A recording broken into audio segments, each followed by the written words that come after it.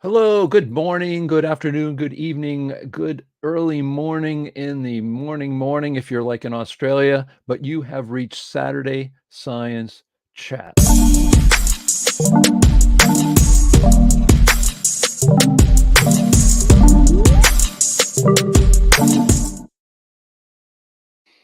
Yes, sir, we've reached Saturday Science Chats, and it's sponsored by the John Chappell Natural Philosophy Society and Dissident Science.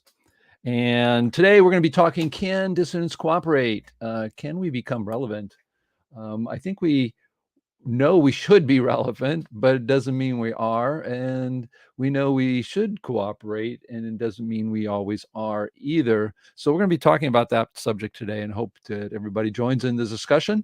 I want to congratulate you for tuning in, and I want to thank everybody for subscribing, because John Chappell Natural Philosophy Society and YouTube has passed 1,000 subscribers. I believe we can now have super chats. That is, if you're watching and you want to donate some money to the organization, you can via super chat in YouTube. And of course, I want to thank all my subscribers to Dissident Science channel. It's been growing. It's like 4,250 subscribers. Thank you so much. I think our content's going to get better and better now. I've got some really great ideas and a lot of great conversations coming up, trying to figure out and streamline all this whole process. But there's so many great people to talk with. How do you do that and organize that? We'll be talking about that today too. But of course, whether or not Aristotle said this, because again, I have people dispute every quote. But anyways, the quote is good and still very relevant. It's the mark of an educated mind to be able to entertain a thought without accepting it. If you automatically think something is a crazy idea, you got to sort of try to change the attitude. I'm your science therapist. I'm trying to get you the promised land of becoming a critical thinker. And I will tell you, the more crazy the idea, the more I will listen, because a lot of times those crazy ideas turn out to be not so crazy and actually will stimulate your own thought process. So it's very important that we support each other. But I do want to congratulate you for tuning in and listening into this critical thinking world. It's really the only place really on earth that we do these kinds of talks with serious people. Of course, we're all in this together, so let's try to fight the illogical mainstream science, not ourselves. I just see so much stuff on Facebook and Twitter and all other kinds of places where everybody's at war. You think that if you question science, you're in the flat earth society and you don't think scientific method. This is all baloney. We got to stop this. The people who actually know more about the science, mainstream science, and the mainstream scientists are people outside this mainstream who look at it and realize there's a lot of problems. So come on, let's pull together. We don't all have the truth. We're just all less, we are all wrong. It's just some of our ideas are less wrong than others. So we can't prove anything. There's nothing proven, but don't fall in love with your ideas. Keep your open mind, and that's really, really important. So our mission here is to promote critical thinking without malice. That is, if you think the Big Bang's wrong and here's why, and you have a better model, then go for it. We should be open to that. It should be the universities doing all this, but universities have nothing to do with critical thinking anymore, specifically in physics and cosmology. We promote promote serious work outside of mainstream. We are a forum for open debate on topics like physics and cosmology, philosophy, mathematics, and more. We're a forum to present serious papers and theories without fear of censorship. And of course, we are run and controlled by our membership. And if you haven't visited our website, you should, beyondmainstream.org. I really love that name. I want to thank Nick Percival for getting us in that direction. The logo is great too, by the way. I wonder who did. It is a very good logo, but anyways, if you're new to this and you're not really technical at all, go to our online magazine for critical thinkers.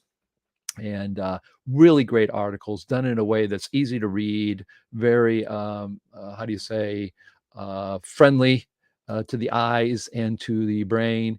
And you can check that out. You can go to our critical thinking community at naturalphilosophy.org.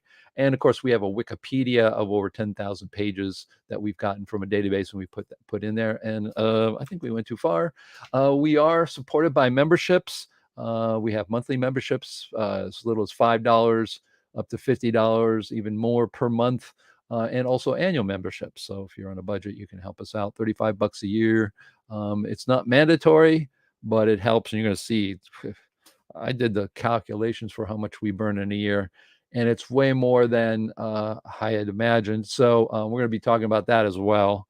I want to thank our patrons, Nick Percival, Dr. Cynthia Winthy, Ramsey, also Duncan Shaw, my father, Robert D. Hilster, and of course, all the annual and monthly members. We need your vital support. We don't exist without you. And here's the reality. And man, I kept adding stuff up. I thought we were at $2,300. Nope, we're at $2,830 a year. Biggest expense is a server. I think we were wanting to host this and make sure that it wasn't on anybody's personal server. But guess what? We're not being able to pay our bills. So the things in blue is what I'm looking to see if we can get rid of. The security servers, because we've been hacked before, but I've been on my server. I haven't been hacked for quite a while. I pay for it every month. I have it anyways. We could save that much per year if we move over to mine. Of course, it's a bunch of work to move over because you have to not only move files, but you got to move databases. It's quite a pain, actually, but it is possible. These are the biggest expenses: the buddy theme and plugins. What is the buddy theme? That allows us to have that Facebook kind of thing going on our homepage, and it's really quite nice. We have probably about a dozen people who are using it. You know, but that is an expense. It's another big expense. Overleaf is a publication we actually pay per month. $30 a month. You can do the calculations. What is that? That's for publication. It's in what's called latex, and that's how we publish books. And we publish several books through that. People have, and also our proceedings. So that's one. Do we get rid of that? MailChimp is something we send out. We use this for the Saturday mornings. We have about 850 people on the email list, and people read it. And actually, some big people around the world read it. I see people in there like Giancarlo Scalera. I think it's his name. He's a big guy, and I've always wanted to talk with him. He's a big guy, and he's an Italian guy who's into expansion tectonics, and to me he's kind of a big name in there, and I try to contact with him, but he reads our emails. I get things back from MailChimp, not all of them. I can't tell on everybody. That's good. Another person who reads our emails once in a while is Margaret Wortham, who wrote the Physics on the Fringe, and who said nothing would ever come out of our group that would be worth anything. And she does, but she still does it. And I actually see people. Walt Thornhill. He also is really the guru for the electric universe. And I applaud that group quite a bit, because they think outside the mainstream. They're not afraid to come up with different models. So I totally respect electric universe, and other people I do see. So we do use the MailChimp for that. It seems to be a good thing. And then we do, like I said, server security. So if we were to move to my server, get rid of the security, we go from $2,800 to $1,480, $18. Yeah, we do have like a membership. We have some that we can't get rid of. I thought I had ones that we can't get rid of.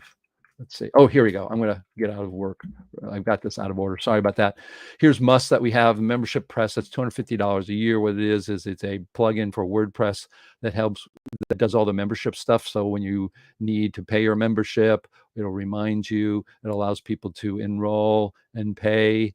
That's not something easy to get rid of. So that's pretty important. Of course, StreamYard, we got a great price for that, because I got in when StreamYard was just in beta, and I bought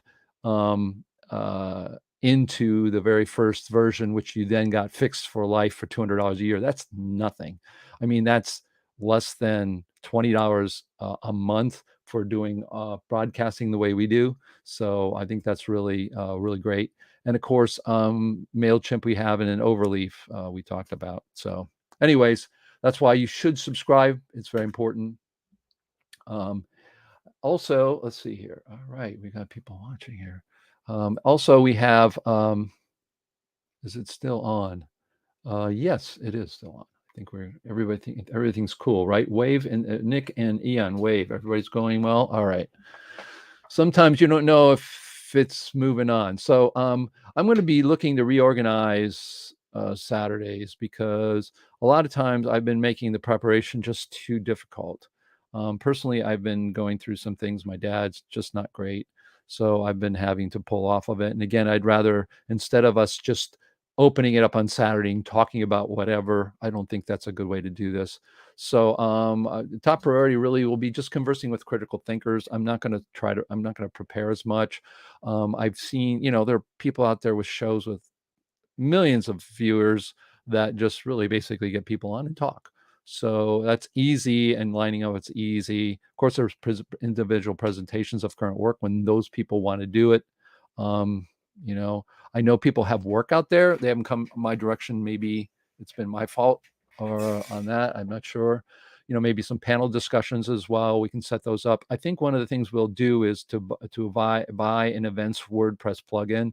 What that means is that we can plan these events ahead of time and have them ready, have them, organized so that we can put those things there. And then, of course, we can have various hosts, myself, Franklin. If the thing is sort of like just goes on its own, whereas we have like, uh, something that, anybody who's there who can listen and, interview somebody, even have questions. We can always have people sending questions or have questions, of course, you should have ahead of time.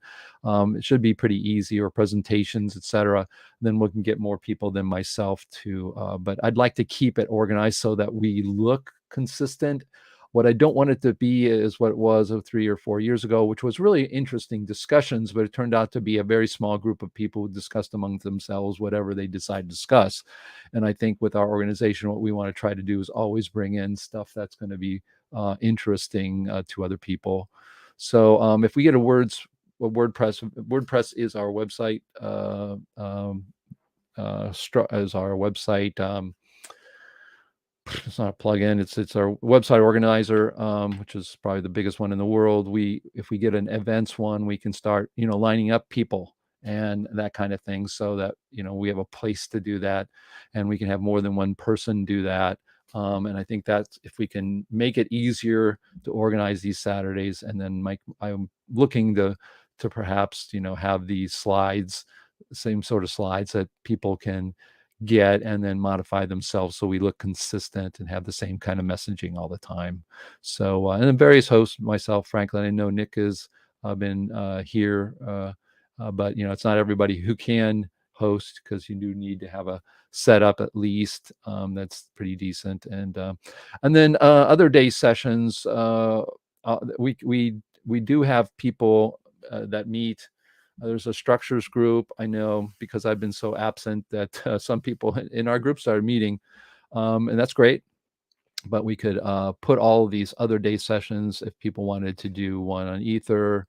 Um, you know, like some people do like to discuss these kinds of topics, and they could be on other days. And of course, they would all be live as well, but we just have them on different days. The hard part is, of course, doing it in a place that makes it easiest for everybody around the world to be able to attend. If you do it late in the evening in the United States on the eastern side, Europe starts getting difficult. Doing it during the week, there's just a lot of people who work. Like myself, I couldn't do it. So you have really Saturday and Sunday morning, of course. Those religious people, not as easy, but we may end up doing maybe even 2 days like that. But these are some of the organizational things I'm looking at. We already saw that. Interesting observations in the news. If you haven't subscribed to um, uh, Alexander Unsker, you should do that. I'm going to play a little video that's kind of interesting. You've got a physicist in Germany, the place of Einstein, who is going against mainstream. And of course, I love quarks. Quarks are, this is the picture of quarks. You have a perfect circle with 3 other smaller perfect circles that look like spheres. They have letters on them, and they have little squiggly lines. This is the physicality of quarks. But I thought we would listen to this today. I think that'd be really interesting if you haven't heard this. So do I have the audio on? Let me see if I have the audio on. I'm going to share this, share screen with share system audio. Okay, there we go. I just want to make sure. All right. So there we go. Let's take a look at this. Only a few minutes, but we'll show you that actually there are people fighting against the mainstream out there.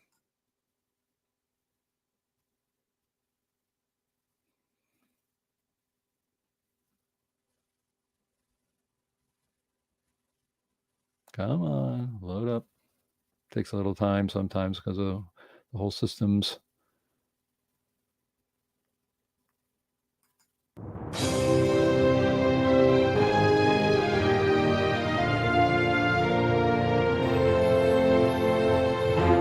Welcome to Real Physics.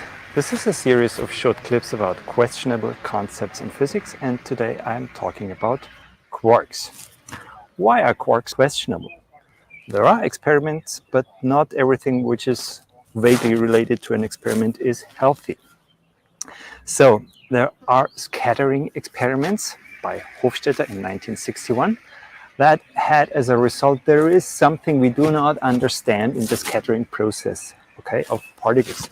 But this is no evidence for quarks. It's just negative evidence that we don't understand something, because I made another video about that. We don't understand highly accelerated charges, okay?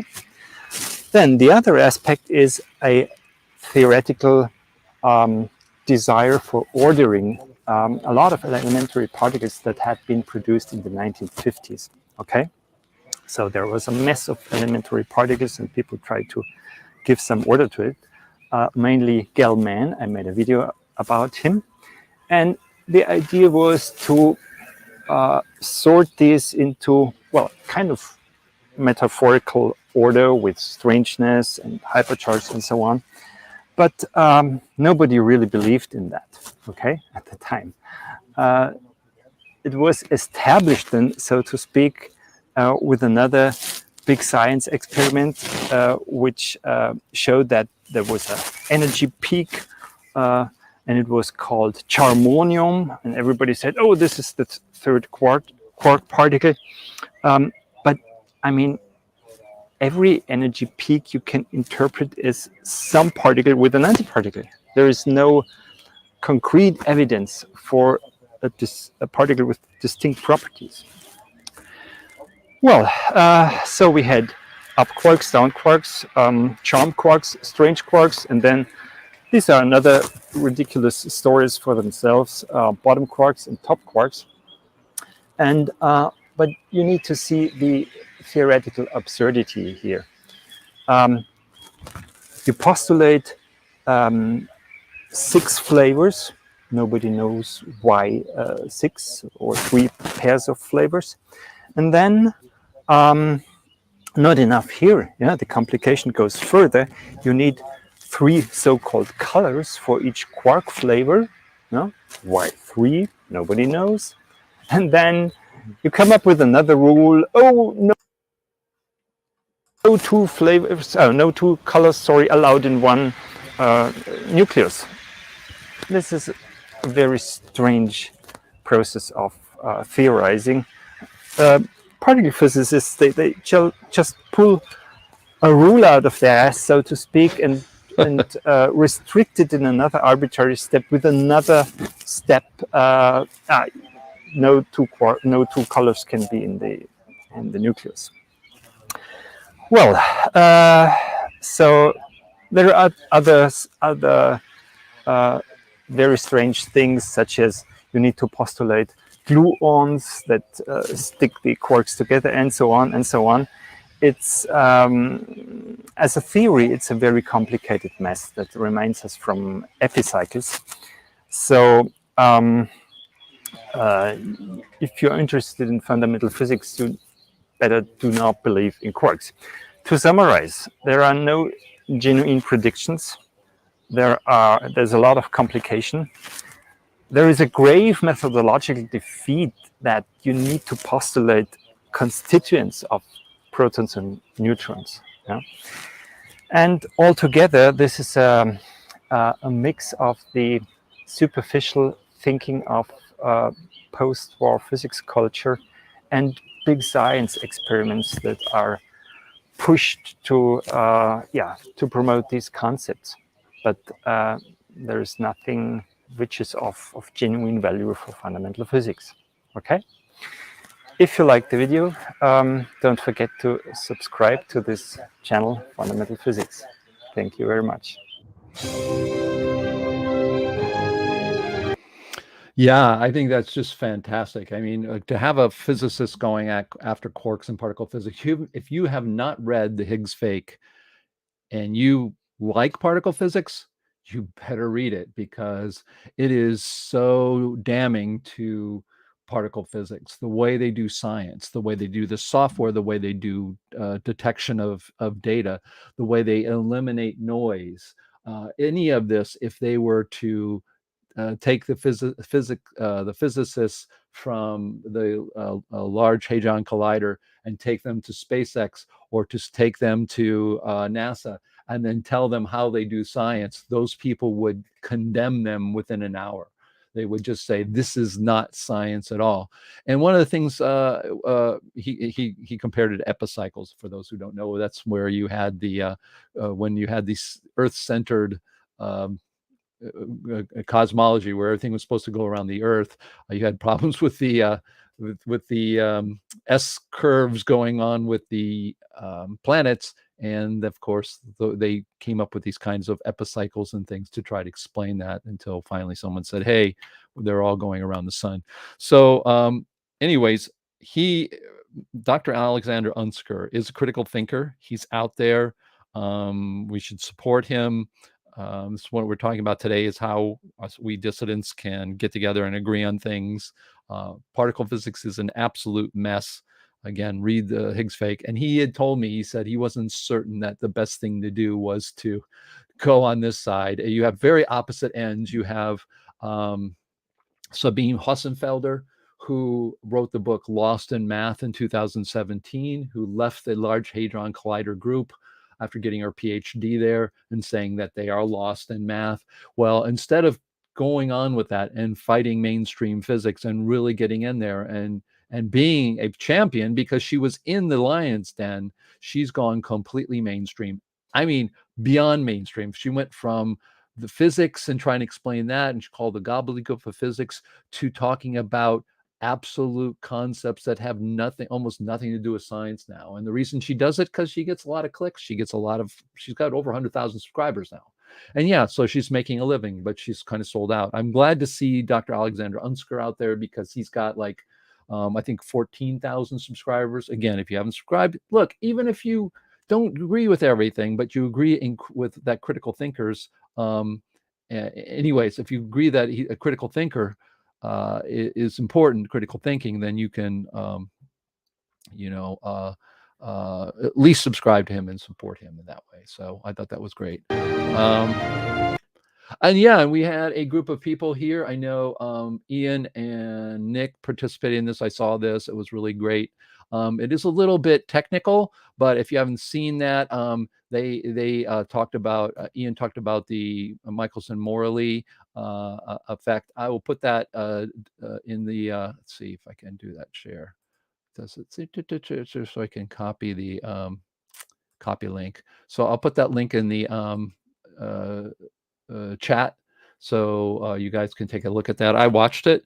If you're not into real details of Michaelson, Morley, etc., and the mathematics to it, it's going to be a little bit technical for you. It's one of the things that we don't do so much here because of that, but it's definitely worth your while if you want to look at that. It's really great to see people getting together and discussing these things. And I thought I would look at one more thing before we get into our topic today, which is people are pushing back. Physicists begs colleagues not to build another Large Hadron Collider. So I thought I would read through this. And this is the guy writing it. So the Large Hadron Collider CERN's 16-mile high-energy particle collider in Switzerland has led to groundbreaking discoveries in the world of theoretical physics. I disagree with that. Most recently allowing scientists to round out the standard model of physics with his Higgs boson. I also disagree with that, but I'm sure that he's doing that to sort of placate and be nice to the community. Building on the success, many scientists are now excited about bigger and better. A particle collider that come up could be as much as 4 times as large and costing a $25 billion to construct. Yeah, they'll probably go up to $100 billion. Which has physicist Tom Hartzman concerned in a new essay for Big Think. Hartman argues that the massive particle accelerators simply aren't worth the colossal amounts of money and effort, and that the funds should be spent elsewhere. That we've been talking about a lot, at least the older generation of the NPA. Hartsfield's reasoning, discoveries particle colliders have brought about are increasingly obscure and theoretical. Yeah, I think. Besides, there is still a chance that supersymmetry, a highly involved set of rules that scientists have used to fill in the gaps of the standard model of particle physics, may not be able to explain much of anything. I was just so happy to see this somewhere written. I mean, it was so great. And this is a quote: "Supersymmetry is not a tight and efficient theory welded together to explain observations," he writes. "It's a convoluted mess of mathematical models that could potentially explain anything or nothing at all."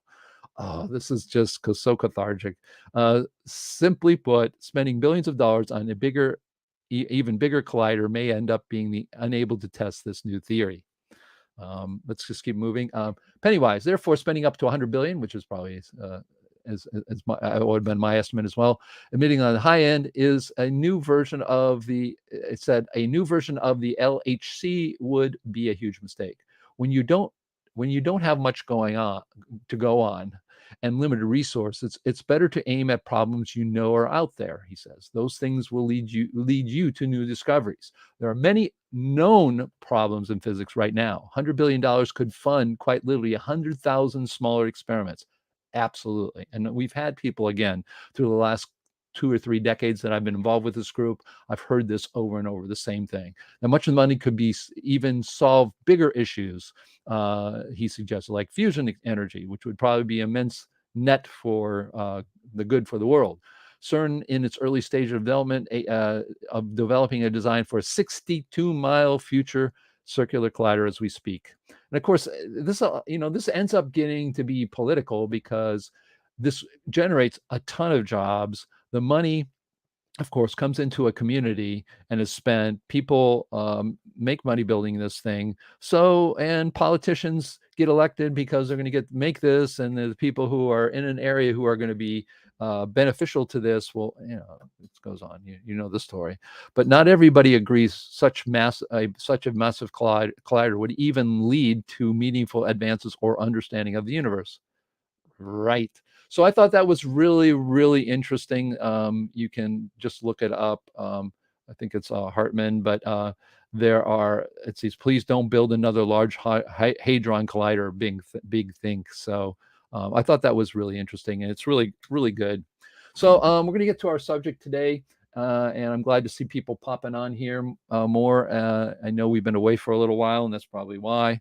I'm going to try to get going more about my father. Literally came back from a second trip to the hospital just a couple days ago. So, I've been busy, but like I said, I'm putting together, if you were here in the beginning, you just popped in, I did talk about putting together a way for us to do more. And I got some ways to organize that and get some people so I don't have to be the only person. But we can still keep the quality of what's going on. I think that's really important. I don't want it just to turn into, we'll just do a Saturday and someone will host and come what may. So I think it's important for us to at least be organized and consistent. So we're going to talk today. I was thinking to myself, we support the groups, the scientists, right? The CNPS and the MPA's goal is to, if you're a scientist working out there and you're critical thinkers, I think most of us who are watching this channel or here with us live today or watching in recorded, this show recorded, are people who are critical thinkers, and they're always wanting to hear what other critical thinkers are working on. And everybody in their head has a little model of where the universe goes. And we have little areas that we like to think about. Some people are into Michelson Morley, other people are into ether, other people are into the Big Bang, other people are into cosmology and the way the sun works, like the science scholar, the sun scholar, I can't remember. But anyways, a guy from Ohio State where I went. But anyways, everybody has their own bent of what they like to think about. And that's great. And it's great to support them. But what we end up having are a lot of problems. So we're going to talk a little bit about that. And I've got slides, so I can sit here and talk about all these things that are already on slides, or just go to the slides. So let's get some facts. The MPA and CNPS support dissident scientists. The MPA was the former CNPS. No longer exists. Very little cooperation between members, and that's true. I've seen people cooperate throughout the years, some on papers, some even today. I've seen Lori Gardee and Jeff Yee. I've seen Lori Gardee and Yonel Deneau, who's the guy who does the underwater experiments showing that magnetism is really a flows of particles, which I believe, and a lot of people believe. He's an etherist. And I've seen really great paper. I don't know if we even have it where it would be, on the maximum force of gravity, for instance, that was written by John Heaston and Dr. Peter Marquardt. And boy, Peter Marquardt is still around. John Heaston's gone, but man, those guys are amazing. I wish some of you people would have been able to meet all these people I've met over the years. Just absolutely brilliant minds. And there were cooperation, but the cooperation usually lasts months, not years. Even the ones I talked about, like with Lori Gardee, lasted a few months, and there's a lot of excitement. And then after a while, people go their own way because everybody has their way, and they just kind of disagree. And that's the facts. That's the way it works. But as two Finnish people said in the early 2000s on a balcony when they were away from the whole group, and we had a break, and they literally said to me, "Yeah, we're not coming back." This was the MPA at the time. He says, they're all salesmen with no buyers. They expected cooperation. And if you look at mainstream science, that's what you sort of have. Of course, unfortunately, you pay a big price for the cooperation, where you have to capitulate and you can't come up with totally redo ideas. But it is a problem. So these are some of the facts. Whoops. Make sure I got this right. Okay. Cooperating the facts. The group looks more united and not a bunch of individuals. That's what cooperation will do. We look more united, not a bunch of individuals, more organized, and we're more powerful that way as well. And a plan must be undertaken to do this. I don't think this happens necessarily automatically, and I'm not sure why. Darn it! And it says how can we cooperate? Well, here are some ideas. What are the major agreements we have? I know that John Chappell talked about the problems in science, but what are the major agreements that we have? And one of those is the problems with mainstream. And I remember John Chappell had like 12 points. I looked all over for them to give you guys today about what he wrote about special relativity and how people are going to fight you and all that. It was not only a list of stuff, but it's sort of his wisdom of having fought people against the mainstream against special relativity specifically. But what are the major agreements we have? We do, and yeah, not everybody's going to agree with them, but we can sort of, as individuals, say these are major agreement groups, and they can even be contradictory in some sense if there's a good part of the group that believes these things. Are there common interests and models that can form cooperations groups or points of arguments, points of agreement? So do we have that? And yeah, we do. I mean, ether is one of them, for instance. And can individual model builders find others to help them? Now, I've seen this start to be the case, but it's really hard. I mean, my father and I have people who do like our model and follow our model, who kind of somewhat subscribe to it, but to actually have people who will work together on a model that's tough. That's really tough. Um, dissident-wide agreements. If we look at the agreements, what can we say in agreements? Well, what's wrong in modern science? We probably can come up with a really good list of those things. And we need to not only come up with a list, of course, we have to broadcast all of this stuff. But what are the wrong things in science? That's one of the things we can do. What are the fairly agreed upon areas in science that we should be looking at? And what are the great unanswered questions for dissidents? So these are some of the things. Now, I have some ideas. They're not everything. They're not comprehensive. But I think what we can do is sort of, meet. That's why I want to get this, our event calendar up there so that we can meet. I'm looking for us to meet as sort of a think tank meeting once a week for a little while. And then as we get things more organized, then we can meet less. But I'd like to meet once a week so that we can start having more than myself, of course, do this stuff. So those are good things. So what is wrong in physics and cosmology? Well, I think relativity is wrong is a pretty easy one for us. That's where we started with special relativity in this group in the early 1990s, late 1980s, but early 1990s. Then it went to general relativity as well. Our group was known by the electric universe when we were doing things in the early 2010s.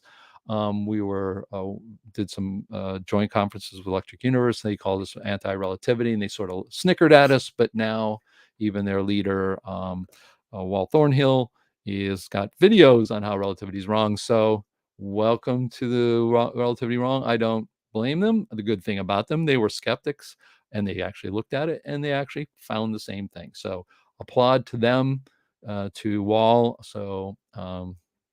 It's not in any way it's actually super amazing to me that they actually did that and went in that route. So the Big Bang is wrong. There's just so many problems with the Big Bang, and we know it. The idea of an eternal universe is what a lot of people subscribe to. That would be something that we could talk about. Particle physics needs a major overhaul. It's probably an understatement. I think a lot of times, even dissidents, they get themselves into trouble when they try to say, "Oh, the neutrino is the ether. Oh, the neutrino is the is gravity, is a graviton," when the neutrino doesn't exist. And it's like the bad boy. People, the dissidents want to cling to things so that they can say, "Oh, yeah, this particle we don't know, that's really the ether, and that's why." And don't hang your hat onto something that's not correct. Anyways, same thing with quarks and all of those things. Read the Higgs Fake by Dr. Alexander Unsker. There are a lot of people talk about that. So dark matter and dark energy. I mean, they're really, we've talked about this many times. I think a lot of us realize these are ad hoc constructs that must be abandoned. They really tell more of a problem than they do of something that's real and really good and that we can look for. But it's just, these are some of my things off the top of my head throughout the years. I'm sure there are other things, but again, where is that? Where can we go to as an organization? We have, a web page that talks about all the problems and stuff, but we as an organization, the CNPS, officially making statements about this. I think this would be really, really important. The first thing is to tell what's wrong with it. Then the major agreements. Well, this is one I see from lots of people, especially the model builders, whether you think models are useful or not. But what is light, gravity, magnetism, electricity? And they need physicality, and a lot of people are doing that. The newer model builders are doing that. And even if you are into Michaelson and Morley, guess what? If you have a physicality for explaining what light really is, what magnetism really is, what gravity really is, then all of a sudden you can apply that to all of the Michaelson Morley setup and explain what's going on. Right now, what we tend to do with Michaelson Morley is talk about the math. And we can talk about math all day long and make conjectures. And there's just so many assumptions there that you have to except that I would say, well, I can't, that maybe the physicality, even though if you think you don't need it, is something that will give us the answer. Because if you knew the exact physical things that makes light and gravity and all that stuff, you'll be able to say, this is why Michaelson Morley are seeing what they see. Instead, we talk about things in just concepts. So I think that's one of the things that the newer generation, I think, of model builders like Jeff Yee, myself, my father's new generation. No, he's 84, but anyways, other people. And so I see a lot of people looking to try to look at physicality, the newer model builders. Again, you don't have to be any of those people. You don't have to agree with that, but it is a bigger tendency. And I don't think it's a bad thing to say. We want to, if you ask go ask your physics 101 teacher what light is, and oh, it's a particle's light, and they're going to talk about the mysteries of, oh my gosh, quantum mechanics and instantaneous. You hear that today. I mean, you were hearing it in quantum mechanics, like, oh, we should be able to have a computer here and then on Mars have an instantaneous relation, so that if it moves on the Earth, the particle on Mars in the spooky action at a distance should be. What are people talking about? I mean, do you believe that the physical world actually has that? If you believe in magic, I guess. So how about the universe as the Big Bang? It's eternal and infinite in size. That's sorry, I missed the next one. Earth and other bodies are expanding and gaining mass. Those people who do subscribe to expanding and growing Earth, the evidence is quite, in my opinion, quite striking. And even people like Glenn Borkert, who is a geologist, who says he can never accept that because he makes a living at, for instance, subduction and stuff like that. Subduction, where which is more part of the tectonics in the same radius Earth. He said, I've heard him, that the evidence for expansion and mass gain is quite profound, quite large. So that's another thing we could say, a major group, that the Earth and other bodies in the universe are expanding and gaining mass. The universe is eternal and infinite in size. This idea, I just can't get this idea. But there are people in our group that don't believe that, and I totally respect that. One is a super dear friend of mine, Greg Volk.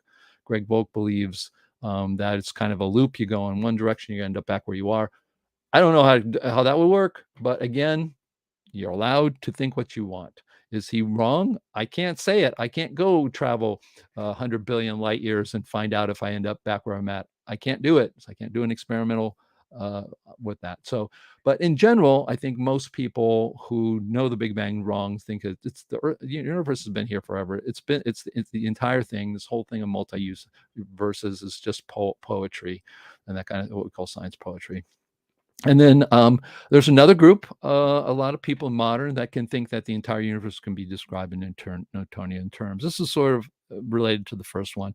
I'm not saying this. Yes, I believe that. I believe the first one. I believe actually all of these myself, but that's not why I picked them, because I told you that these are tendencies and we can talk about them. Who knows? Maybe what we'll end up doing is listing alternatives and telling, maybe even taking surveys real formal surveys amongst our own members. There are things on the internet. We can take these things and let people know what people are thinking outside the mainstream. I think these things are really interesting and important that we can do. So, geez, I click once, it goes twice. Who made this software? I'm a software engineer. This is terrible. So major questions, Michaelson Morley. Of course, is this relevant to the rest of science? And is it relevant if we're not talking about the physicality of what these things are, or are we just talking science poetry about it? But there seems to be a lot of people interested in the Michaelson Morley experiment, whether Michelson or whether I spelled this right, I'm sorry, MMX, right? And so if that's a big thing and people are interested in it and they want to explain it, that's totally fine.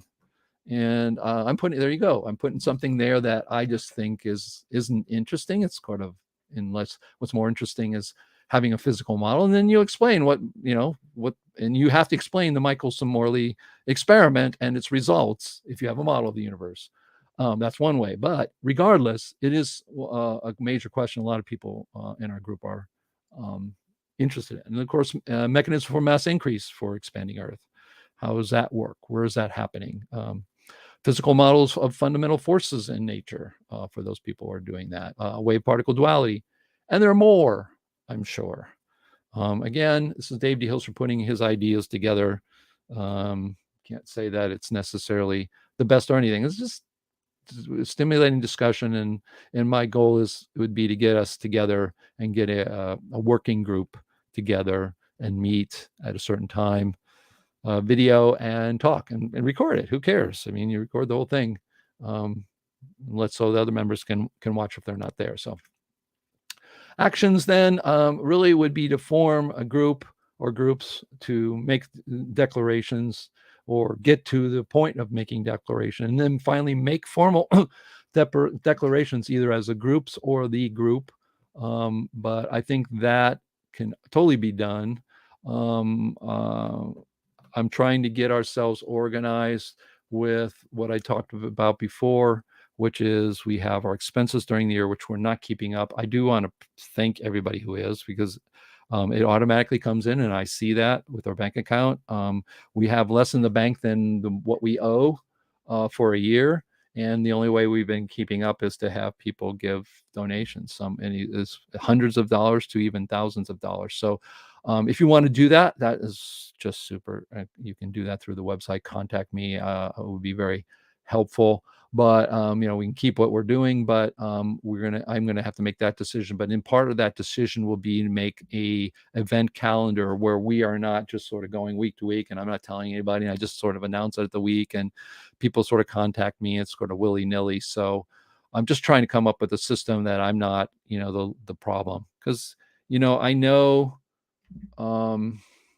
I'm sort of the bottleneck and I'm sort of doing everything, but that has come from the fact that we've just had to stay alive. And we were doing, conferences.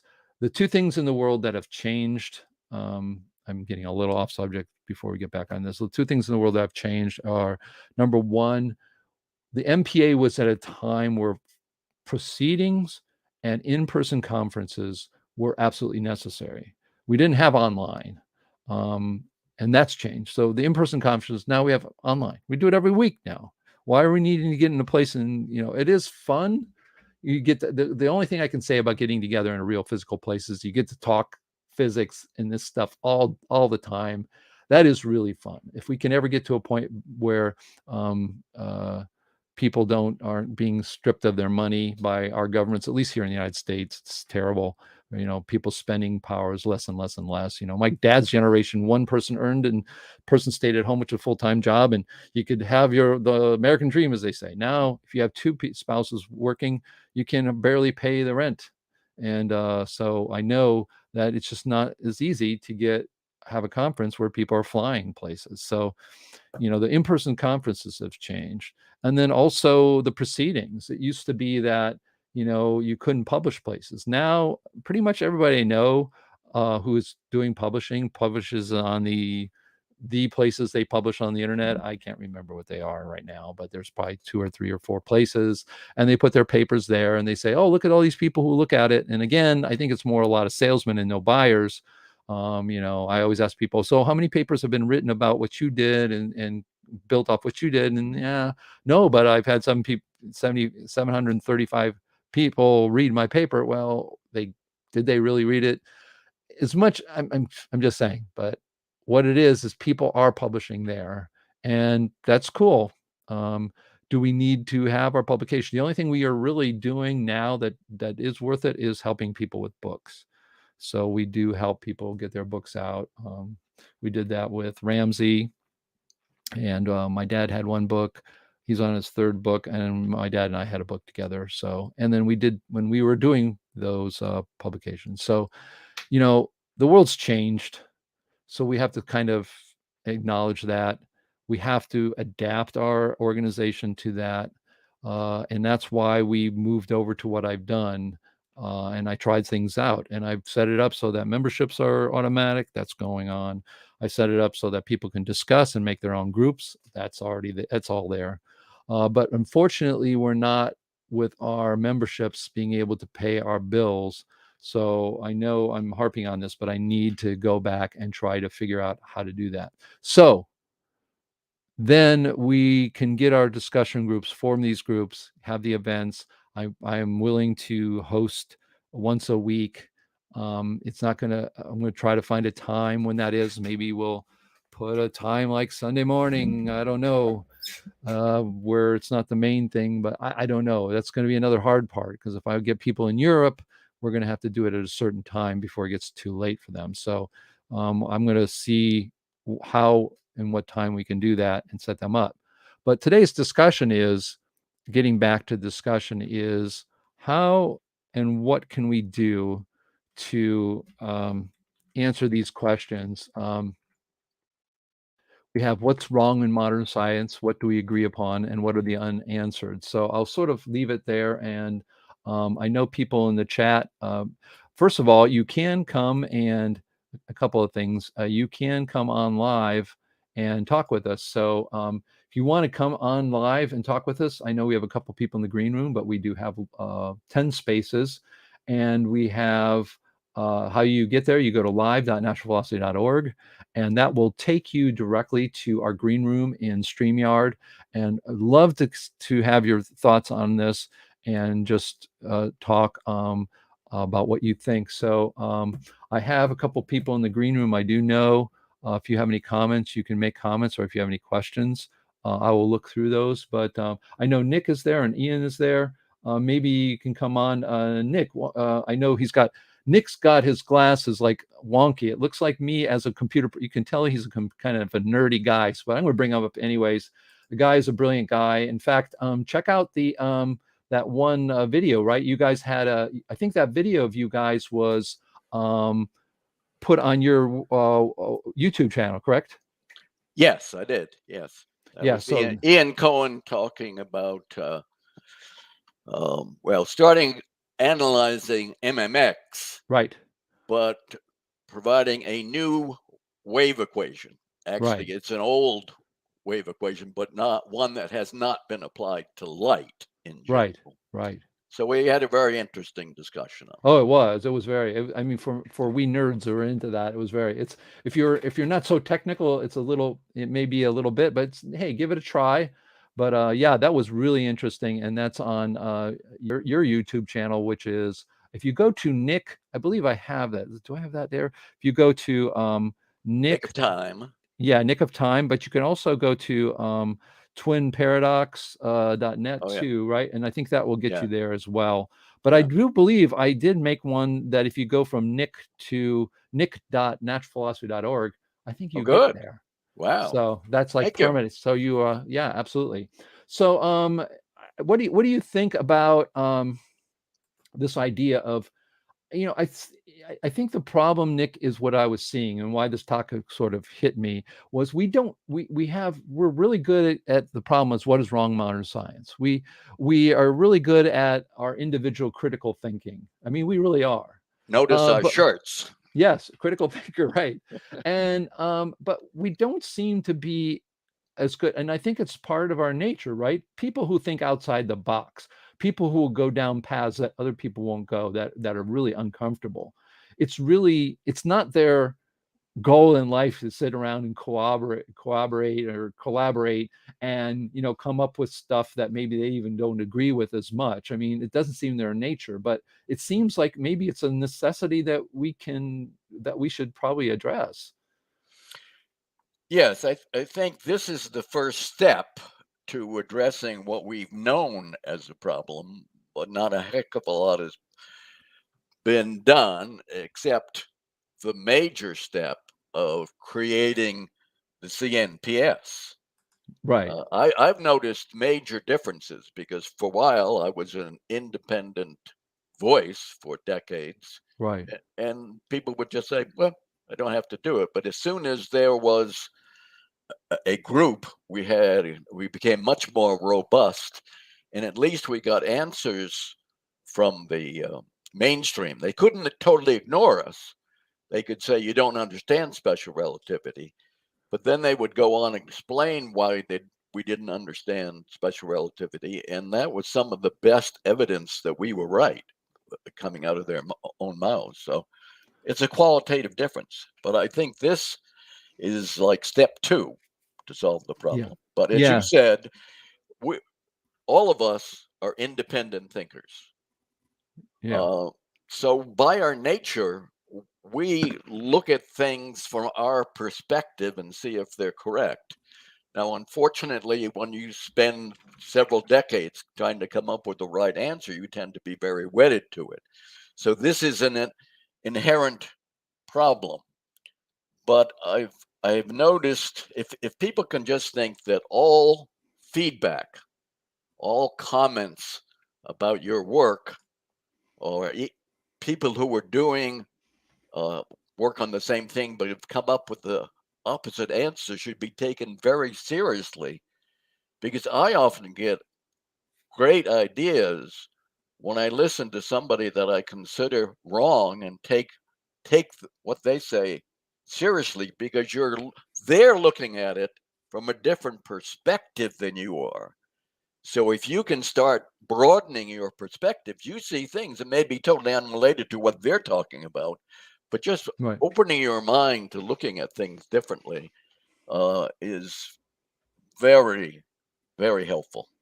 Yeah, no, I agree. And I think this idea that it's sort of like it really is a second phase. We got to get, in some sense, we had to make a transition from the NPA world we lived in then, which was telephones, typed typed newsletters, and in-person conferences, and sometimes even typed papers, to a world now where you can meet all around the world. I mean, today we've got people from different continents, sitting together talking, and so we've made that transition. But I don't know. Do you remember or recall, or did you ever see the John Chappelle's list of things about special relativity to be careful about, and the Yeah, I fight? don't think I saw that list of 12 that you mentioned earlier, Yeah, but I'm not sure I'd it's be even very 12. interested in it. Yeah. Yeah, so I got to find that. So if you're listening and you're from the NPA time, I used to have that on the website actually, and I was trying to find it, but the websites and things have been hacked and changed so many times that. But the idea was there was. Oh, but you know what? Here's one thing that you had done something kind of similar. You have, and we should probably just bring you on for this at some time, and that is, you did a project with the twins paradox that was Yes. quite formalized. And Yes. so it was absolutely had a totally different goal, where you were looking to not just send your work as a link, read me, special relativity is all wrong and here's why, and twin paradox has, it just doesn't make sense for these reasons. But you actually said, you did a sort of a planned attack in some sense. So that's sort of in this kind of vein, in some sense, right, where you're trying to organize even just your argument. Tell us a little bit about what you did with that. Um, well, it goes back to what I was saying earlier. I think if we act as individuals, we can be ignored. But the fact that this was a project and this was coming from an organization of a couple of hundred people, we had Nobel Prizes respond to what we said. And a number of professors from prestigious universities uh, responded. Now, admittedly, they didn't instantaneously agree with us, but that was a big step forward. Um, Yeah, I guess. Yeah, and unfortunately, a lot of times they'll agree. It's just like was it Cynthia Whitney? She had her doctoral thesis in special relativity, applied it to the ring gyroscope. The first thing she did, it failed miserably. Went back to her professor. Professor says, "Oh yeah, we know. Well, what can we do about it? No, not much." So yeah, and from that, we had a couple of professors who were converted and realized that the twin paradox claim was illogical.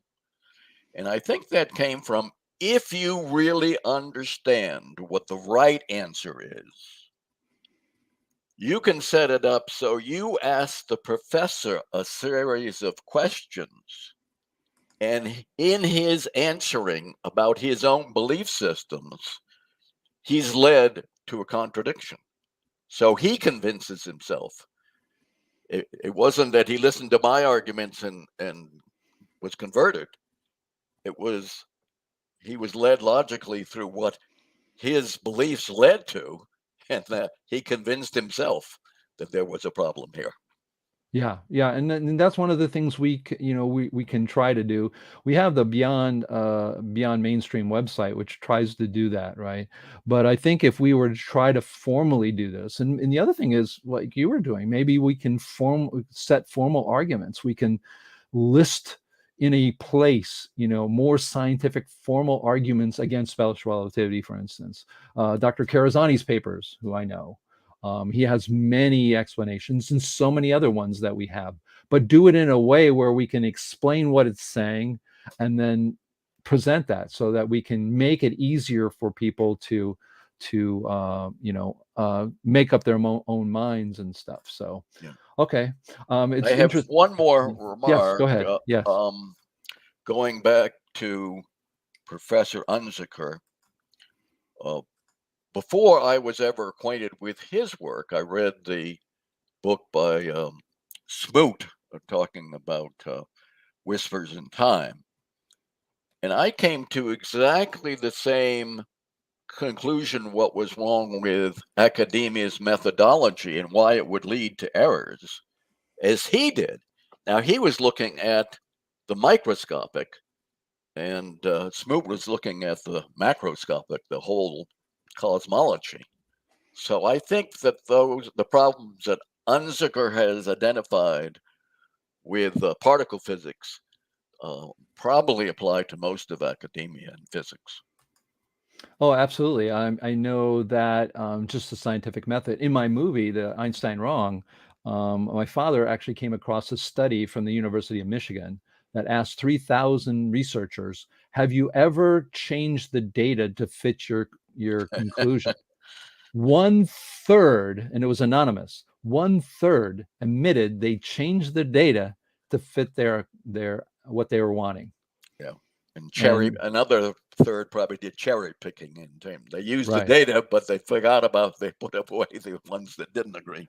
Yep, exactly. Well, it's sort of like Einstein, the bending of the stars that got Einstein's Just famous. just briefly, what the methodology in science now is, you have things like the Hubble telescope or the particle accelerator, which generate trillions and trillions of pieces of data. Then you put them in the computer, and your program is aimed at looking for what you want to find. And then you have all of these filters that get rid of the things you don't want to find. So eventually, with all that tons of data, you'll find what you want to find. And that's the Yeah. problem that Unziker found, and that I totally found in a different area without even knowing what Unziker found. Yeah, it's interesting. I mean, another one that was interesting is your work sort of finding that the gravitational field may be the reference frame that we should be looking towards. And our model, for instance, has that. Other people have Oh, seen the I same didn't know kind of that. thing. Yeah. Yeah, I mean, the other people's models have come up with the same Yeah. kind of notion. So we have a lot of things with even different models, because there are other models that exist other than mine, even though people in the chat tell me that I only talk about mine, which is weird. But anyways, it's interesting to me how people come. I was just using that as an example that I know how people come to a similar conclusion from a completely different angle. So, And that came from really GPS data. yeah. That data can't be fiddled with, because otherwise you'd be sending people off into lakes and Yeah, but whatever. according to Bill Nye, the science guy, in front of the robotics class at American Heritage High School, and I sat in the front row, it's special relativity and general relativity that makes you know where you are on the phone. And if they didn't use it, we would be miles off. I mean, it's amazing how people spread literally lies, right? And I mean, I know why he went off on that wrong conclusion, oh because yes, if the GPS system is the ECI frame, and that's the one inertial frame where special relativity will give you the same answer as another theory. Right, right. Which And is that's the correct theory. right, which is basically you're saying that the frame of reference is the Earth itself, right? Yeah, the non-rotating Earth, yes. Right, right. So I'm going to look at a few other things here. Stephen Bryant, again, he's got a brilliant book called Disrupting Physics or Disruptive. I've got it back here. If you haven't read, just look up Disruptive and Stephen Bryant. Brilliant book on coming up with a better model than the relativistic mechanics. And he mentions here that David mentions a lot of salesmen and few buyers. I think it's more of a lot of speakers and few listeners. Yeah, it's the same thing. Yeah, that's what I think that is true. And one of the things that I really liked about Bob Heaston from the NPA, he would literally sit in the room while someone was talking about their paper with the copy of the paper in the hand, because when you're at the conference, you would have the copies of all the papers. He would be making useful notes to your stuff in your language, and people relish that. In fact, we tried to make that a form where everybody who watched the talk had to sit there and kind of do the same thing. But it's really hard. It's really hard because what happens, I think part of it is maybe the emotional side, Nick, there. People do not want someone to come along, like you said, and maybe it contradicts what you were saying. And if it does, then you think, well, you have to defend to the end, because if that's wrong, then everything's wrong. I got to throw everything out. Whereas those people who take that in and say, okay, let me think about what you say. You can't, just because someone says it right away, you have to also take time to critically think about that. And I think that's one of the things people don't want when you sit there and you talk about it, that they feel that they're going to have some problem there, and it's going to be critical.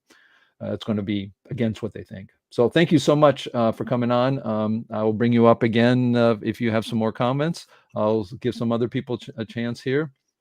So Ian, tell me, you had a really interesting talk that I got to see about the Michaelson and Morley, and as Nick said, a new a wave, a new way to look at the wave equation, right? Yes, David. Yes, this is something I was working on maybe last year or so, or a little earlier, and I thought I'd presented. It was really a bit of a follow-on from some earlier work I had done and indeed presented on. So it was really just generalizing the normal analysis. If you're assuming that there's an ether stream, sure.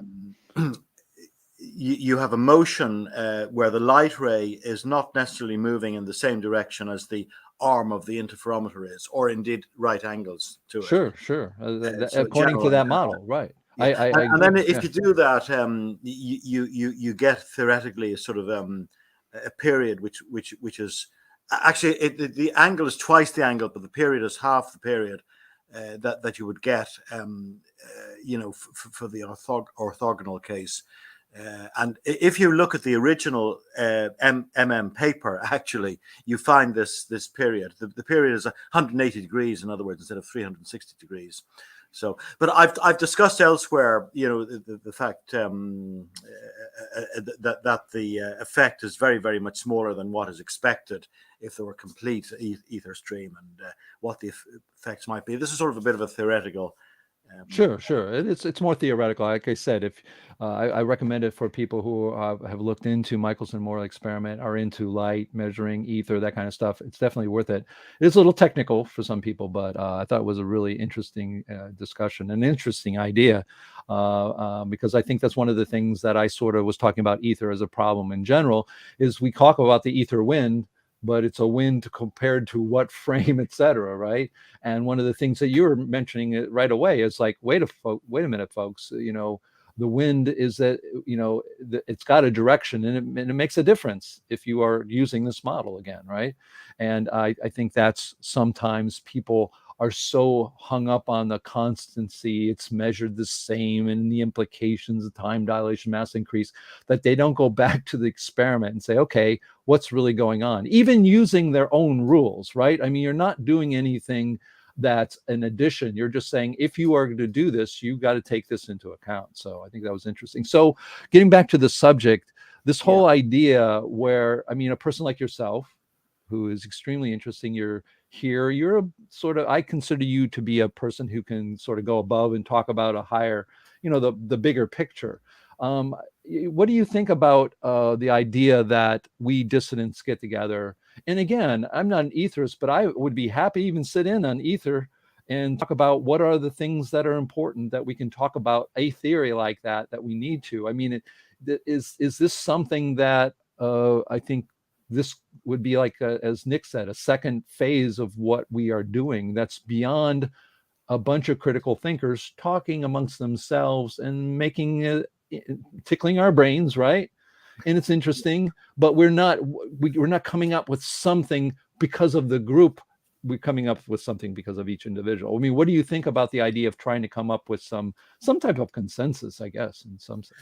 Well, perhaps in trying to answer that, I'll just mention a very brief experience I had about a month or more ago, which might be relevant. I thought I might mention it. It was just that I made a connection with a local writers group, mainly elderly people who meet not during the summer, but they meet weekly, and they provide a little essay, maybe a page or two every week. It could be poetry, it could be something about nature. They're not scientific, but anyway, to make a long story short, I got involved with them, and I went along, and then learning that I was sort of a scientific person, they said, would you present, just a very, very short essay to us next week, maybe, on, because see, I sort of hinted that I was a dissident, and they didn't really maybe grasp that initially, but in layman's language, very simple language, non-technical, just give us a page or so about what you're doing. Because I said, I'm fundamentally challenging physics. So I did that. The response was, oh, we wouldn't understand that. It's scientific for us, and we don't understand it. So I said, no, it's written in layman's language, and one should. But they take actually some detailed minutes. And it's funny that the lady who was taking the minutes made quite an accurate précis of what I was doing. But the interesting thing, sort of like Freudian, is she said in the only error is she said, and Dr. Cowan said that the speed of light is constant and is independent of the motion of the observer. So I said, well, all you might do is just put knot in there, maybe 2 knots, because the first knot might carry the second knot. So she was so, some other people said, oh yeah, but that's what they all say. I said, yes, and that's what I was actually contradicting. Right, right. So, so I'm just wondering. I don't know. Maybe some other time. Or like I actually have the short essay here. I could just tell you what I said. Sure, absolutely. It might take just a few minutes, maybe. No. Go ahead. Absolutely, go ahead. Okay. I have it here. I'd be interested to feedback, see whether I did a good job or not, or whether it's the sort of thing we should be trying to do. It's addressing a non-scientific group. So I actually entitled the essay "Start with Shock and Awe," because it was my first presentation to them. I say, having listened to the eclectic presentations at my first attendance at a meeting of the Bellarone Writers Group on the 12th of May, my mind became flooded with ideas regarding possibilities for my own first presentation, but what was appropriate? I was soon guided by member suggestions to provide something of a scientific nature, being thus rather complementary to other subjects covered. So, on some reflection, I decided to take the bull by the horns and start with some bold shock and awe by endeavoring to explain, in layman's terms, hopefully easily comprehensible, the essentials of some rather fundamental work in physics I have been engaged in for some years, which, if correct, will overthrow much of the currently accepted basics of that subject.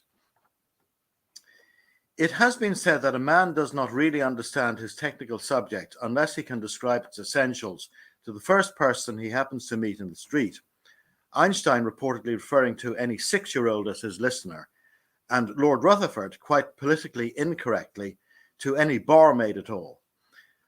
Rutherford achieved the first nuclear transmutation using a radioactive trigger as a source of alpha particles in 1917, popularly referred to as splitting the atom.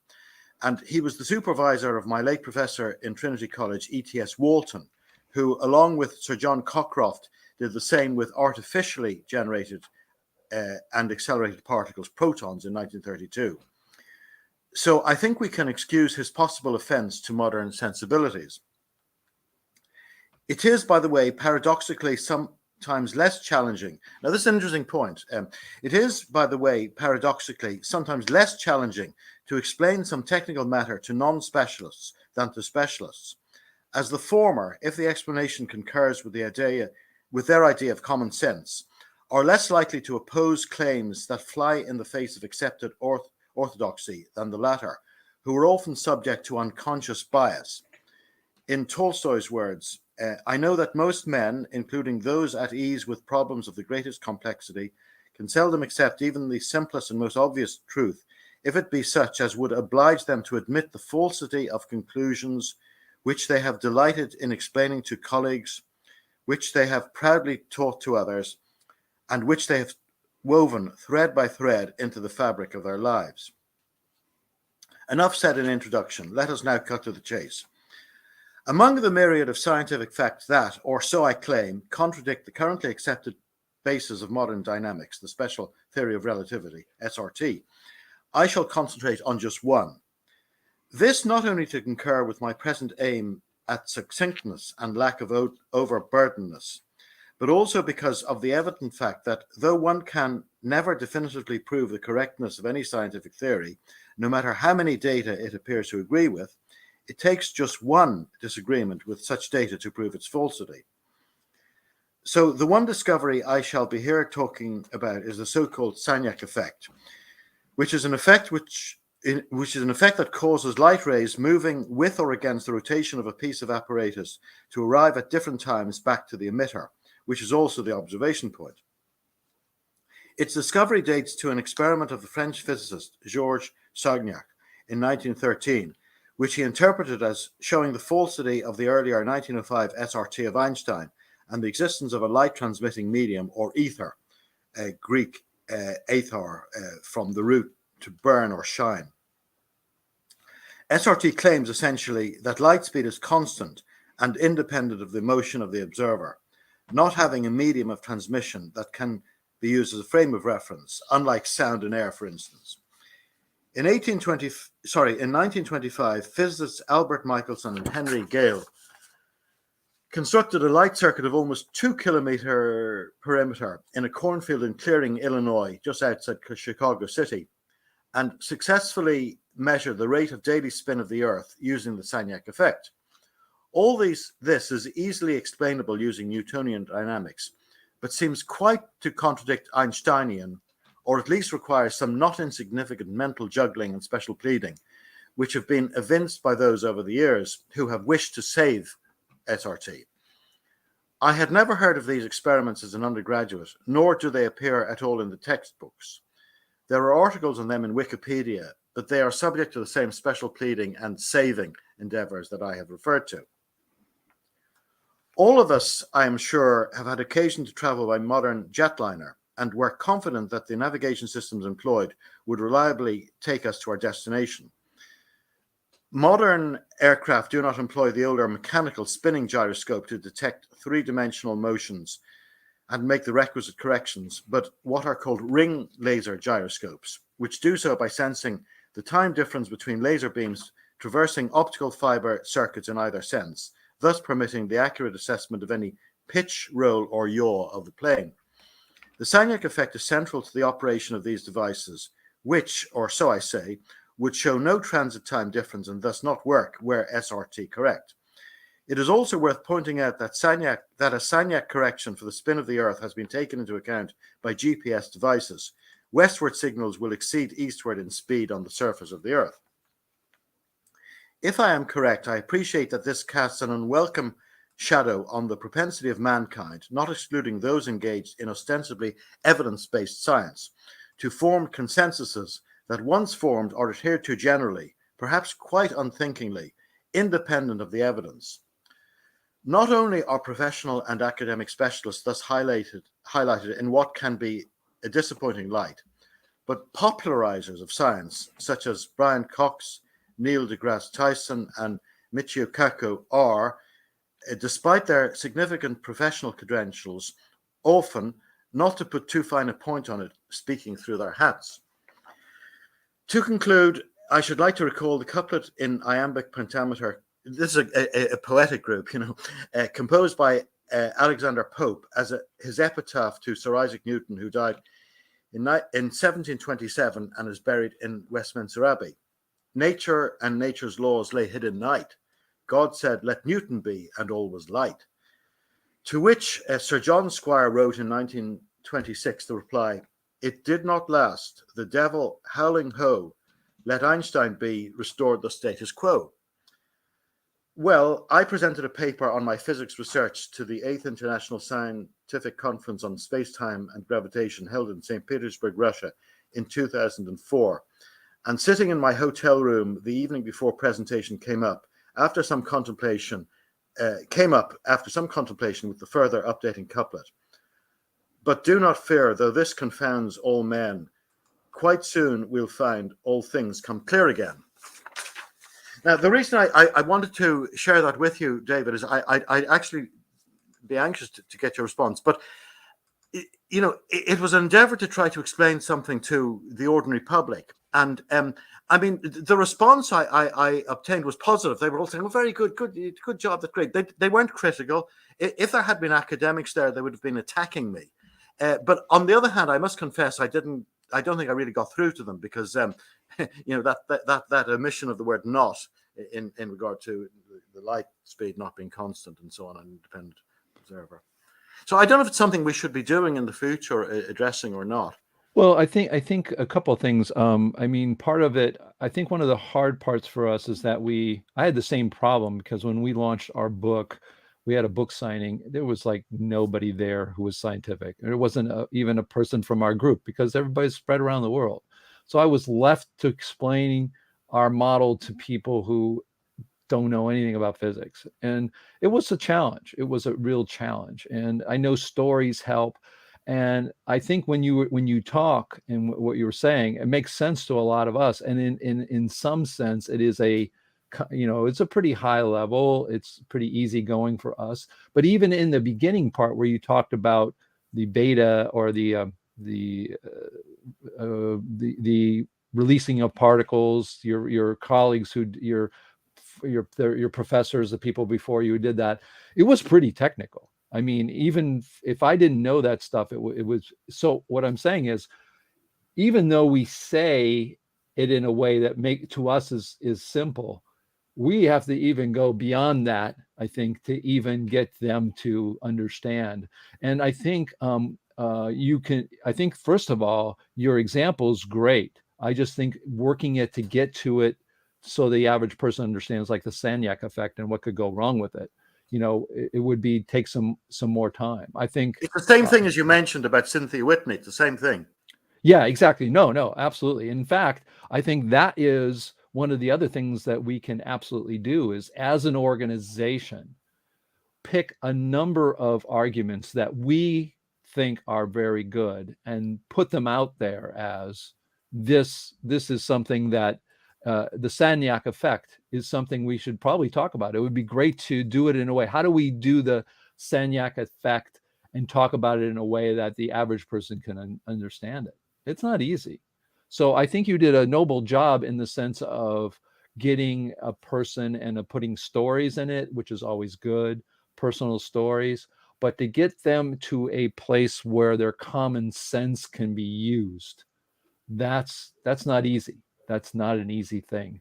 And I think if you were to sort of give them more, with the Sagnac, we could look into how do you do that? What is it? What is a gyroscope? Why do they even have it? Well, I think, if I were describing, I'd say, okay, put a gyroscope on the table. It stands up by itself. It's balancing. When it's not spinning, it falls down. Why is that? Well, we're not going to explain it technically, but a gyroscope keeps its position in space, and it will not want to move. Well, we can do the same kinds of things and use light to detect kind of movement. So if you put a ring gyroscope on the Earth, the Earth's moving, the gyroscope's not going to like it. It wants to stay in. Even light will do the same thing as the mass, and it's going to not want to move, and that movement's going to cause a disruption, and the disruption will give us an idea of how the Earth's moving. Maybe some type of explanation like that. But I think it's, first of all, it is hard when you think about talking to the average person to describe a Sagnac effect and do it in a way that people will get it. And the only way, I think, a lot of times is you got to try to find something they can grab a hold of. Like what I did for my talk was to talk about a telephone charging. So you have electricity. It comes in to the charger. It has a loop. Somehow it magically induces current, which is a magical word, in the battery. And a person gets that, say, oh, you're right. I mean, you just kind of put it there. How does it go through the air? What is it? Is it electricity? Is it magnetism and electricity the same? Whatever. You get them to grasp upon something they already have an idea about. And that's not easy. But it brings up a bigger point, which is a Sagnac a case of where, when we talk about the problems with special relativity, I think it's got to be one of the it's just such one of the easiest experiments to do. And it's one, like you said, it's all over the place. You can see it, but and as you said too, why aren't people saying this violates special relativity?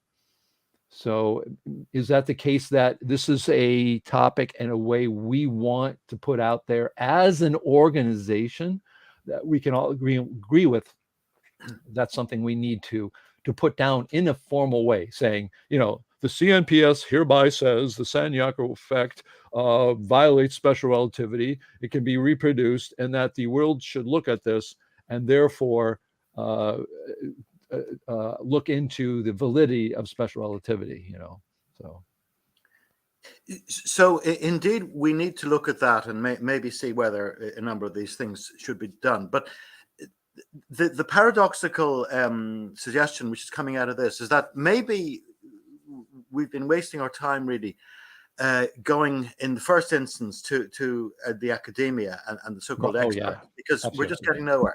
But of course, this paradox is, funnily enough, if we try to persuade the ordinary man in the street that using non-technical language of some of these effects, for example, the Sagnac effect and so on, ultimately that would probably have to feed back to the powers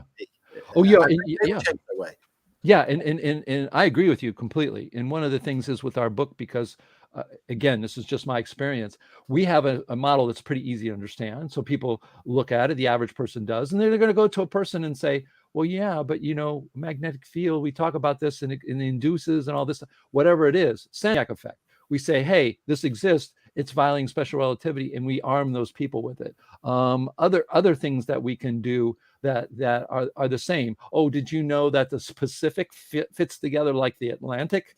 So what about Pangea and all this idea that's all the lands on one side? That doesn't make sense. If we can arm them with these questions so that these questions get out there, what are they? What can we also add to that? I absolutely agree. I think if you look at, I wrote an article on, if you haven't seen it, people who are watching, go to beyondmainstream.org, look at one of my articles I call Why Einstein was really became famous. And my contention, he became famous not because of the scientific stuff, the equations that he came up with. It's because the public could understand it almost instantly. The public has a notion of what gravity is. Almost everyone knows it. They know what gravity is. Everybody knows what light is. The moment you say someone came about and said, gravity bends light, the guy on the street can get that. You don't, if it's a lot easier than the Sagnac effect, right? And I think because it was so easy for people to understand, and people have such a hunger to know what gravity is and light is, even though we don't know what it is, even though as we say we do, we don't.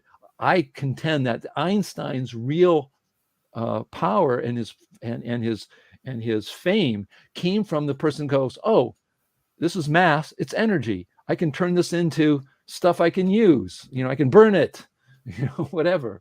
And energy equals mass, and the idea that light can bend gravity. I mean, gravity can bend light. Those things were easy to understand. And once the people understood it, it was really hard to undo. And I think that what you're saying is, can we do that with people? For instance, like Earth, expanding Earth. Can we show, everybody who was a novice that I know of, who watches Neil Adams' Earth go together, their mouths go like that. It's really hard to unsee that. And can we get things that the public can not unsee that goes, wait a minute, that is a problem. So yeah, I think you're right. In fact, my only slight trepidation is if I may say so, being a bit of a modest person, it probably doesn't come out, but I'm a little worried about too active PR. And I think we could be so successful, actually, that we would get a new revolution where you or I or Neil Adams or something would become the new Einstein, and the people would be going around, and it'd be all in the media, and all the academics would have to follow, because that was the way they'd be getting funding. So really what I'm saying is that one could be successful, but what is generally accepted becomes fashion, and it's not related to deep thinking. So at the same time, I'm looking at this as a successful way of promoting some basic truths, but I'm worried that we could be so successful if we put a lot of effort into it, and then we'd get a new revolution, which would be just here's what I would say to you and everybody else. I'd say, boy, I wish we had that problem. Yeah, I thought you might say that. I mean, I'm more as a cynic than you are, but I'm always thinking it's going to be something that's going to push something over the edge, whatever that is. But I do think, what are we, here's some person says, so do we speak to non-technically to a science, to a science or technical community? Yeah, I mean, we can get out there. I mean, one of the things, I'll give you an example of a person who was doing that in some sense was my friend.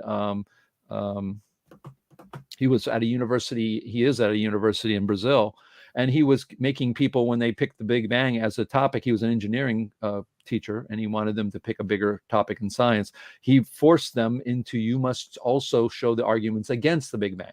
You pick up relativity, you must show the force against the relativity. After a few years, a third of his students were turning him in as blasphemy, right? And so it was, in a third of the students thought it was really great. And there's a lot of people, if you really look at physics, most people go away, run away screaming. If you talk, 99.9% of the physicists don't like particle physics and theoretical physics. They don't. They go, wake me up when you find something real. They end up loving physics and going to something like, engineering or space stuff, whatever it is. But most of them will not sit and teach special relativity with a straight face to a class going, yeah, mass increases equals the speed of light. Why? We don't ever tell you what the physicality of that is. So I think, we have, to fight against that, like you said, is not worth it. Fighting to do it in the average person, yeah. And in getting students interested, yeah. But I've had friends tell me they hate me because, I show them the expanding Earth, for instance, and a Russian friend who's very intelligent in software engineering goes, I hate you. I can't get it out of my head. People are not going to believe me. It's too crazy, but I know it's got to be right. But, and you have that problem of, sounding crazy. But yeah, I think that's another whole angle is do we teach, to the so you remember we scientific. discussed some time ago, David, the possibility in the future of maybe having a sort of a debate, between the opposites. It may be defending the traditional and the new ideas. Well, maybe we could integrate this in some way. We could include on the teams some lay people, who are not conversant with the technicalities. Right. Well, I think that's a possibility. I never ever thought of that. Get some poor layman up here and say, okay, we're going to preach to you all this stuff and you want to believe it. And then, will they have pressure to believe it? Not because they don't want to feel dumb, that kind of stuff. We'd have to get somebody with a really strong, how do you say, disposition. So they wouldn't be, you just, you're in a public forum, people are watching you. But that's interesting. How to get, we could even have maybe one where we have 5 lay people. And maybe what we'll do is we'll change completely the format, right? Complete format will change so that you come, no matter what you're talking about, you better be able to explain it to the average person. And then they can sit back and say, no, we're not buying it. They could cross-examine you. Yes, exactly. Yeah. But it also forced you to get away from, science, poetry, and also too much mathematics, right? You better be able to explain the concept in a pretty simple way. And, I remember when I was in architecture school, my architect professor said, if you can't explain the big idea of your building to your mom, it's a bad idea. It's a courtyard building. That's it. It's a courtyard building. It's a sail building. It's a bunch of sails flying in the wind. That's the opera house. And, in person, oh, I get that. When they see the building, they get that. But if you can't explain what you're talking about, if it's just so esoteric, that would be interesting. Having a public to do that. I don't even know that's wow. That's a bizarre. Never thought of that. That's amazing. So well, it's serendipity anyway. It was just by accident that I got in touch with them. I was actually a Sunday afternoon walk down by the local river. I met a representative of the writers group, and we got talking, and blah blah blah. And so this just gave me a bit of thought. I have actually aired this, with some of our colleagues on this. This little. Other show that I talked right, sure. Week. So that's the theoretical side, very theoretical side, as you said. But yeah, it's only an addendum to earlier work I was doing, and this is the other side. This is just speaking to the man in the street. Right. No, but I think it's really interesting. I'm just, can we, maybe what we would do is have 5 presentations, get laymen who love science, get them together, and then have 5 presentations of why Einstein's special relativity in this case would be wrong, and for the person to give evidence and talk about it to a person on the street. We could, but can we get the people? Do we go out into the world and go to a public forum and have people speak about these things? I mean, it's, I don't know. See, even the legal system, which has its own terminology and its own hierarchy and so on, it says, look, you shall get, it used to be men only, 12 men, good and true, and just get them jury. They use common sense and just give them the evidence, and they should get a just result. So in other words, if somebody gave something about the Sagnac effect or something about its applications, and then you have another person who's giving the contrary view, and he came up and he said, now that I'm not interested in what you've just said. That cannot be true because we have all these experts who don't agree with that, and they've spent all their lives doing. Now, the man on the street would probably smell a rat there straight away. He wouldn't accept that. The academic would say, yes, that's correct. I'm not listening to you because you're against all the experts. But a man on the street with common knowledge wouldn't accept that, probably. Yeah, no, I don't think I think especially today, because we're being lied so much. The media is really bought and sold, basically controlled by people who have money, who have a narrative that they want us to, we don't see. That's why YouTube channels now that I've been watching have gone from, 10,000 people to 1 million people, because people are looking for people who are actually going out there trying to find real truth and stuff and don't have an agenda. The only thing they have is to really try to find what they think is really going on. And I think that's something that's today and age, people are skeptics. I mean, right? I mean, what have they heard? There are weapons of mass destruction in Iraq. How many times do we hear that? And then we heard that the Russians were interfering with the election here, and we find out that now in an email to Clinton, she came up with the whole thing to people are to the point where they authority figures, they still do, but they still believe them, right? I mean, people will say, but I think the average person is getting to the point. I think if you show them stuff, like I said, Neil Adams got 2 million views of his video. 2 million views isn't of critical thinkers like you and I watching that. No, it's not. There's people, and when people see something like that, the reason I use that one a lot of times for the average person. I said, you can imagine this, if this is true, what other implications are there? That means the Earth's growing. Why? And not only that, we have evidence that the mass is getting better. It's getting heavier. Why? And they go, yeah. What does that mean about gravity? What gravity isn't what we think, maybe. I mean, it gets people thinking. But that's interesting. You may have just thrown a total monkey wrench into my idea, which is I was thinking we could put all these ideas together and convince people who are more academic. Maybe what we should do is, like you said, and I agree with you 100%. This idea that you're going to go to university and even get your PhD in something, they're not going to let you. I mean, you can't even go in there and pay them. Maybe if you gave the university $2 million, they would let you do your doctoral thesis on the mechanism for mass increase for an expanding Earth. Maybe if you bought your way in, or if we got a billionaire who was behind. But even that happens. I've seen billionaires who have some different ideas about science, maybe new age stuff, and they've been raked under the coals. So yeah, maybe what we should do is do what I'm talking about, but use our time to make the universe, all the problems with the universe for dummies, right? And I don't mean that, but that kind of idea, so that they get the idea. And then once they get to the point where they go, yeah, we don't know what light is, do we?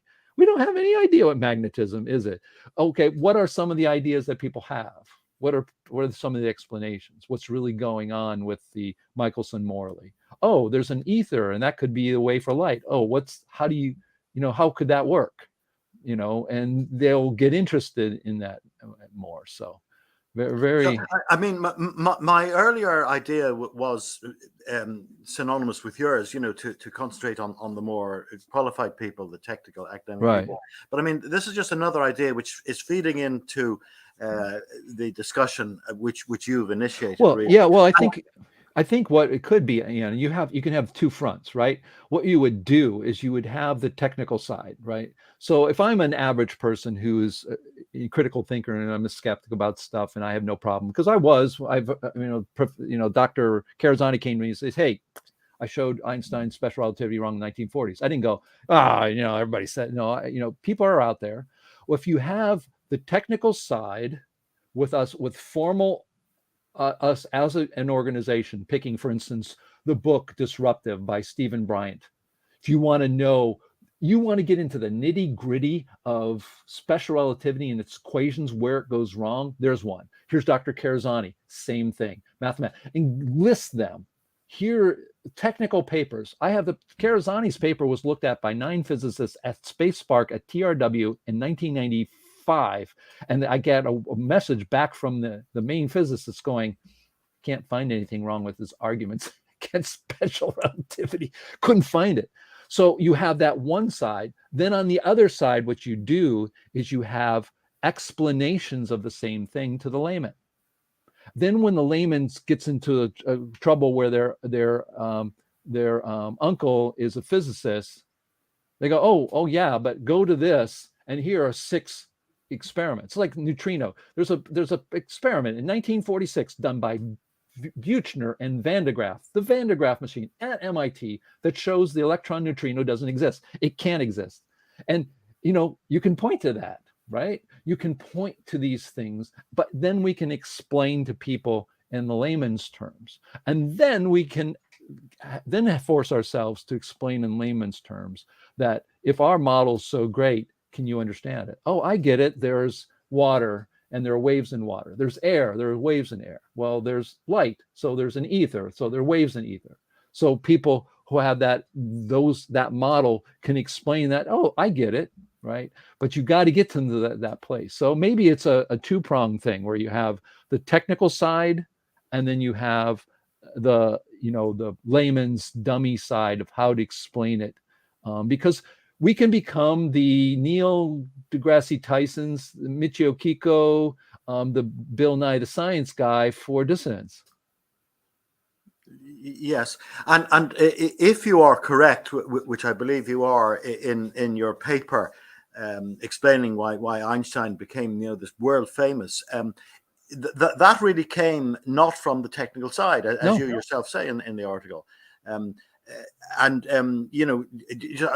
maybe more hesitant than you are about wishing to inculcate a sort of a mass movement. But I do think, unfortunately, the mass of mankind can be easily swayed. I mean, they could be swayed into becoming a ravaging mob. They could be swayed by the media, which they are, right wing, left wing, anything.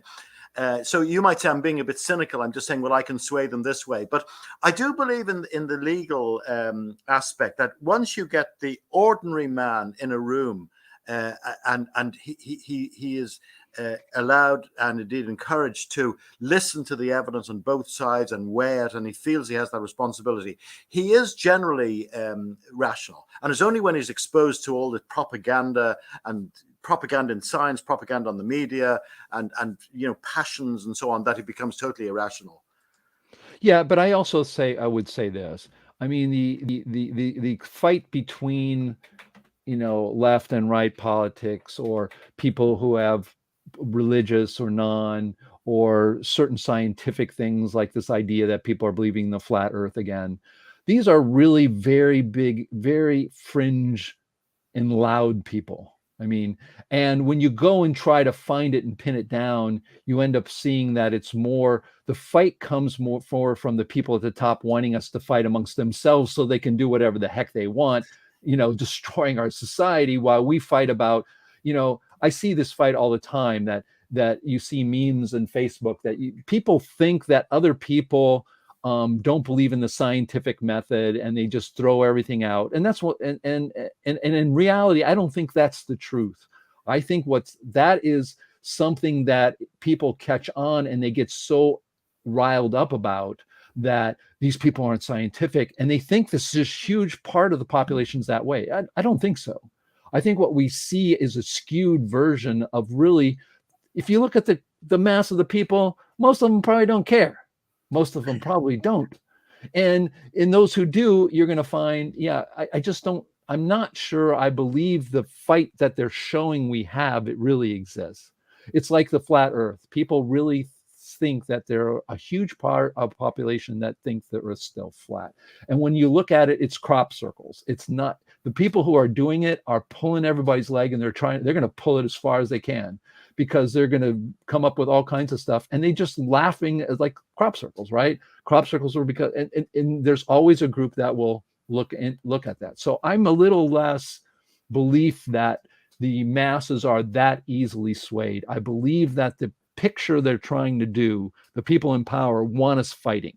It's like the rich guy looking at these two guys on the ground who are poor and skinny, saying, look, that other person's trying to take your stuff. This whole, problem of an immigrant coming in. What they want you to do is they're going to make up all these fights. And I think a lot of even the scientific fights come from the idea of they want us fighting. They don't care what it is. If they find out that if you tell everybody that there's a whole group that think the earth is flat, they're going to, all the science people are, I think that the number of people in actuality that are in those camps are really small. So I'm a little less skeptic of that, because when you really talk to people, I think, but again, I have no problem. I have no problem with us going to the next step where people are like, oh yeah, these are wrong. And in the 5 models, 10 models we have are competing, that people are going to look at them and start criticizing them. And, maybe something will come out of them. So Yeah. And this is to a certain extent why I'm advocating getting individuals maybe in a civilized discussion. Because again, I mean, my idea of mob, maybe it's a bit far, but I extend that to every way. I mean, if you went into a conference of physicists and said something about scientific effect, they'd all shout and you'd be thrown out, actually. You'd be physically removed. But if you had one of those physicists or two of those physicists in a room and you started discussing it with them, they would actually appear to be quite reasonable, and they would tell you why they disagree with you and so on. Oh yeah, groupthink is really big. I mean, there was an experiment. Literally, I saw it not too long ago, where all they did was they had this fake play. Well, I don't know if it was fake, but it was a waiting room for a doctor's office or someplace. And what they did is a bell would go off every 5 minutes, and everybody in the room who knew about this, it was an experiment, would all stand up for no reason. And the people who weren't into it, they'd sit there and look at everybody, and they'd look around. And what they did is then other people go in and other people would come in. And when the bell rang, everybody would stand up. And they had it so a few of those people were later on. And so what happened eventually, after the third or fourth time, the people who were not in on it stood up. They just stood up because everyone was doing it. Not only that, they got it to the point where the person who was the latest on the list, who got there earliest, was left alone. And they ring the bell, and that person alone stood up. There wasn't even anybody left to do that. And it shows you that we are very much influenced by everyone around us. I mean, if you put me in a room with all these people telling me how special relativity is so great and it's used everywhere, after a while I start to doubt it myself because I listen, right? So yeah, I mean, it is an interesting part where we have, what do we do? Do we bring in individuals, or we should try it? I don't think it's a bad idea. I think what's more important is we can use this kind of forum to try to fight. I've got some friends of mine who will do it, but they're more open-minded. But still, I think what they could do is they can, even my open-minded friends who I talk to, my composer for my movie, he's been around it enough. My mother, if she was alive, she didn't care about any of this. I took her on after a while, I started hearing her ask questions and that kind of thing. So we could perhaps just bring in an individual and try it out. I mean, it's a great thing. And then how do we then transform that into some explanation on our website that actually goes along and says, we can learn what we learned, how to get this person on our side. Like you said, can we get them in a court of law? In fact, my whole movie in the beginning was to kidnap Stephen Hawking and put a gun to his head and says, we have this evidence against it. Are you going to tell me that everything you said is right and that this could not be wrong? So the idea was, I even had an idea of renting out a court and having these trials. We did that, I think, in one of our conferences. We literally had Duncan Shaw as one of the judges, and we had people do the arguing. So I think it's definitely worth something doing on that side. So, wow, it's almost time. Sorry for taking some time. No. I mean, it was very interesting. And I think what we can do is come up with, I'm going to do what I talked about, is get ourselves with calendar and then meet at a time where at least Europe and the United States can meet offline, and we can start talking about as a group. The same way you guys did with Zoom, we can talk about it as a group as to what we can do. But we can make it, we can still make it public. Who cares? Because we'll invite people, we'll have everybody, and we'll talk about what should we do? How can we do this? What is our next step as dissidents? So thank you so much. I really appreciate it.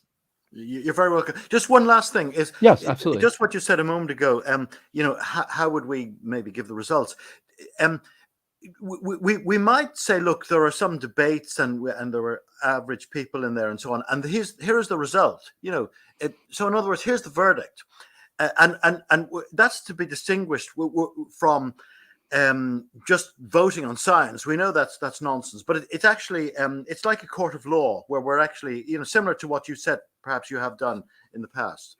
You could maybe put up on the website, look, we had these debates about such and such, and here are the results. 97% people thought this, and the remainder thought that.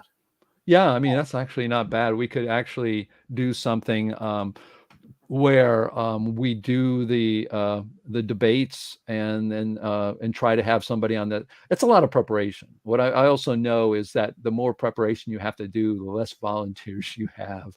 I mean, if you had to prepare all the arguments in favor of special relativity, unless we had somebody who actually does believe it and want to do that, I'm just thinking of ways we can do things that, are easier to produce. But I think, that's a possibility. I like your ideas and I like the debate, but I'm finding that the logistics and getting people and the time, I talked to some people and they said, I don't have the time. So, but anyways, I think they're absolutely all valid, but I think all these ideas certainly spark some ways that we can get the public involved so that they can see. I think maybe better would be here's an argument, because let's do it this way. If we want to spend our time, like you were saying, let's not spend our time on places maybe that we want to get to the quickest route, right? One of the ways is maybe not to have that debate, because what we'll put a person in is like, oh, that debate exists. Maybe these guys are wrong and they're showing us I have a way out. Versus here is what is said and here are the arguments against what we know. And then you judge that. Just judge that part of it. That way we don't spend the time where we're literally converting half the people to go the other way, right?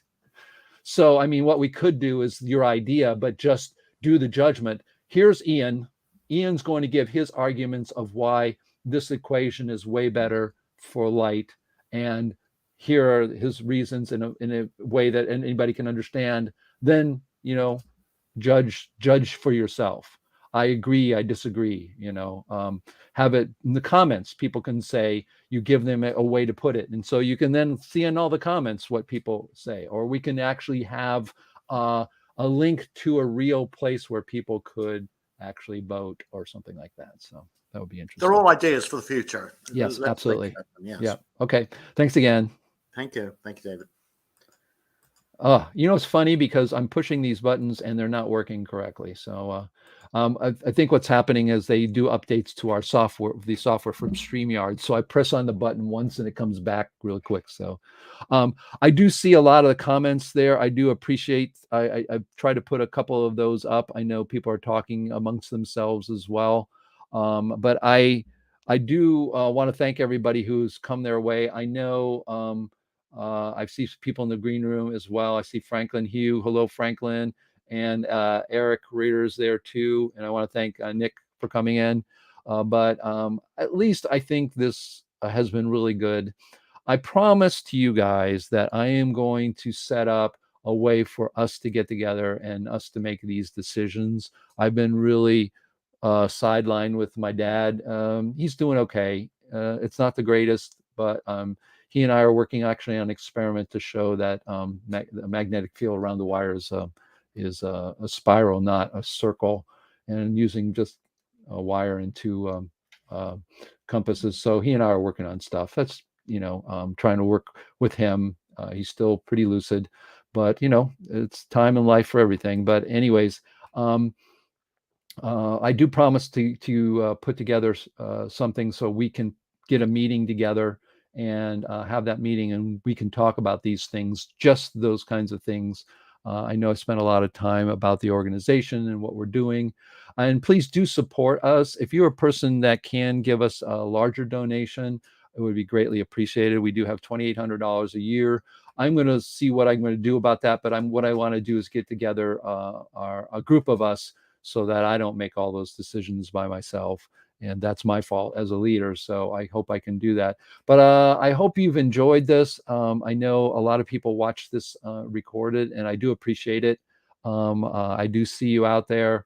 And I always try to make this kind of stimulating and interesting so that, everybody has kind of an idea. So I want to thank everybody for their support. And we'll get ourselves out of here. And we'll hopefully see you next week. And I'm going to continue. We do have some other things, Lifetime Achievement Awards that I do want to give out. And we're just going to be talking to the people. I'm not going to organize things so much. We can just talk with these people and interviewing people who have given a lot of critical thinking to the community is in itself, I think, very stimulating. So make it doable. And let's get out of here. Thank you again.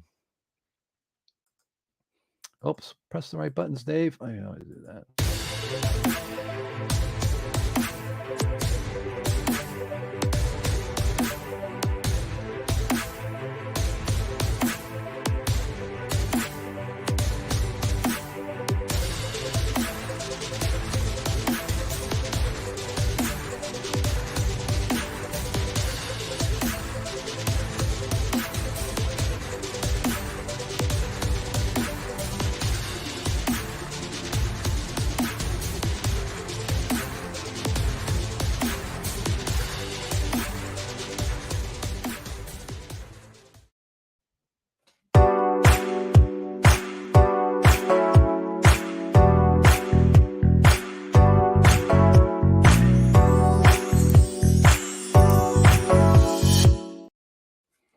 Stay critical, stay thinking. I'm Dave D. Hilster, your science therapist, trying to get you to the promised land of becoming a critical thinker. Ciao for now, folks.